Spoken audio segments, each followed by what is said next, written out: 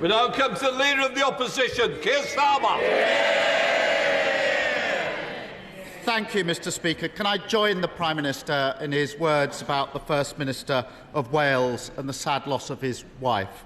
Everybody, I think, knows just how close they were, and I know that he's absolutely devastated by her loss at the weekend. Mr Speaker, when the Prime Minister briefly emerged from his hibernation at the weekend, he raised more questions than answers. So, in the interests of integrity and accountability, can he set the record straight? Did his now former chair tell government officials that he was under investigation by the taxman before or after the Prime Minister appointed him? Prime Minister. Mr Speaker, I appointed the independent adviser to investigate this matter fully. He has set out his findings in detail over the weekend, and on receipt of those findings, I took action, and I refer the honourable gentleman to the independent adviser's report. Keir Starmer. Oh, come on! Anyone picking up a newspaper in July last year would have known that HMRC and the National Crime Agency were investigating months before he appointed him. Mr Speaker, the Independent, 6th of July, new Chancellor's finances secretly investigated by the National Crime Agency. The Observer, 3 days later, 9th of July, revealed officials raised flag over tax affairs before he was appointed Chancellor. The Financial Times, the next day, 10th of July, pressure bills to explain his finances. Is he saying his officials hid this information from him, or was he just too incurious to ask any questions?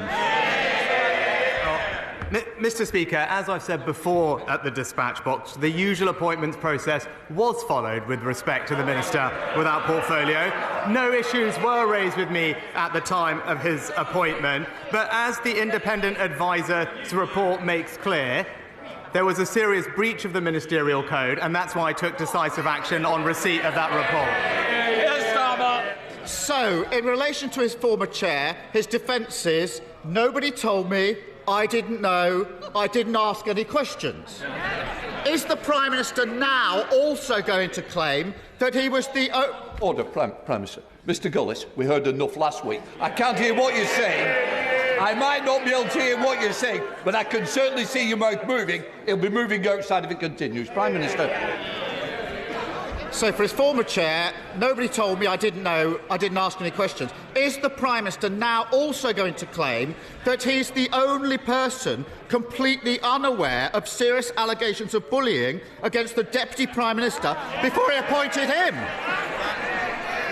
Prime Minister. So, Mr Speaker, the honourable gentleman asked these questions about what was known, and I followed due process. I appointed an independent adviser as soon as I was made aware of new information. The independent advisers conducted this process. But if he is so concerned about what people are saying and is so concerned about behaviour in public life, then recently one of his own MPs was forced to speak out because being in his party had reminded her of being in an abusive relationship. And then his own office was caught undermining her. He ought to be supporting her and her colleagues, but if he can't be trusted to stand up for the women in his party, he can't be trusted to stand up for Britain. Mr Speaker, at the last count, the Deputy Prime Minister was facing 24 separate allegations of bullying. According to recent reports, some of the complainants were physically sick. One says they were left suicidal. How would he feel if one of his friends or relatives was being forced to work for a bully simply because the man at the top was too weak to do anything about it? Mr Speaker, I noticed he didn't say anything about why one of his own MPs describes being in his own party.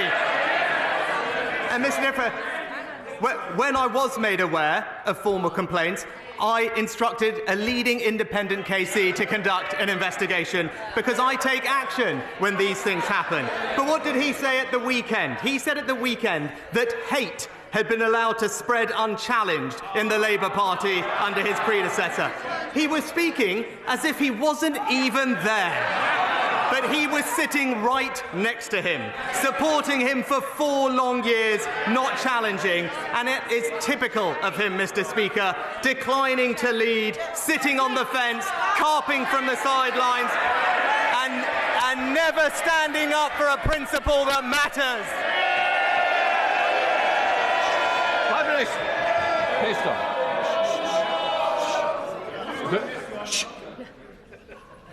I want to hear both sides, and I'm not going to be interrupted by either side. And I'm particularly looking for people who want to continue this, because we will sort it out today. Keir Starmer. Speaker, he's just like one of his predecessors who treated questions about conduct as something to brush off, who thought that ducking responsibility was a perfectly reasonable response for a Prime Minister. At least in fairness, his predecessor didn't go around pretending he was a paragon of integrity and accountability. But on that subject, was it a coincidence that the 2 people who arranged an £800,000 line of credit for the former Prime Minister were both shortlisted for plum jobs at the BBC and the British Council? Prime Minister. Mr. Speaker, as we addressed previously, the appointments process for the BBC chairman is rigorous, it's transparent, it's set out in a public code of conduct, and indeed, was fully supported not just by an expert panel members, but also by the cross-party DCMS Select Committee, including where Labour members described the appointment as impressive. But Mr. Speaker, back this week in terms of what is actually happening to the people of this country, he voted this week with the unions to oppose minimum safety levels. He voted with Just Stop Oil to water down the public order bill. And what do the unions and Just Stop Oil have in common? They bankroll him and his party, Mr. Speaker. So while he sides with extremist protesters and union bosses, we stand up for hard-working Britons and school children. After 13 years in power, trying to blame the Labour Party for his failure to sort out the strikes it's rank pathetic. The Tory party's addiction to sleaze and scandal has done huge damage to this country, and the cost to the public keeps adding up. We've got a justice system letting murderers walk the streets, heart attack victims waiting hours for an ambulance, an economy that's shrinking quicker than his leadership. And even I couldn't quite believe it when I saw that his government is expecting taxpayers to pay the legal fees for the member for Uxbridge defending himself over his lockdown rule breaking. £250,000. Surely even this Prime Minister can put his foot down, stand up to his old boss and tell him he made the mess, he can pick up the bill. Mr. Speaker, he can't stand up to his union bosses. He can't stand up for Britain's school children today. And he can't stand up for the women in his party, Mr. Speaker. We're getting on, we're halving inflation, we're growing the economy, we're reducing debt, we're cutting waiting lists, and we're stopping the boat. While he can't even figure out what he believes in, we'll keep delivering for Britain.